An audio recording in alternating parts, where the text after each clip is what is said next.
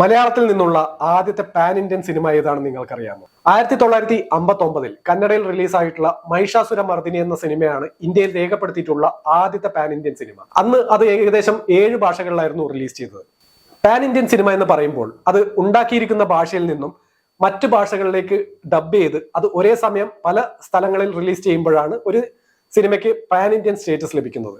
1990കളിൽ കമൽഹാസൻ അദ്ദേഹത്തിന്റെ തമിഴ് സിനിമകൾ ഡബ് ചെയ്ത് ഹിന്ദിയിൽ ഇറക്കുമായിരുന്നെങ്കിലും അതിനൊന്നൊരു പാൻ ഇന്ത്യൻ സ്റ്റേറ്റസ് കൊടുക്കാൻ സാധിക്കില്ല. കാരണം അത് തമിഴിന് പുറമെ ഹിന്ദിയിൽ മാത്രമേ റിലീസ് ആവുന്നുള്ളൂ. മലയാളത്തിൽ നിന്നുള്ള ആദ്യത്തെ പാൻ ഇന്ത്യൻ സിനിമ എന്ന് പറയാവുന്നത് 1996 ഏപ്രിൽ 6-ാം തീയതി ലാലേട്ടന്റെ ഉടമസ്ഥതയിലുള്ള പ്രണവ് ആർട്സും ആർ മോഹന്റെ ഷോഗൻ ഫിലിംസും കൂടി നിർമ്മിച്ച് പ്രിയദർശൻ സംവിധാനം ചെയ്തിട്ടുള്ള കാലാപാനി എന്ന സിനിമയാണ്.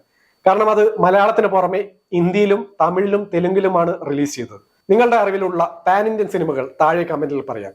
കൂടുതൽ സിനിമ അപ്ഡേറ്റുകൾക്കും സിനിമ വാർത്തകൾക്കും ഫോളോ ചെയ്യുക.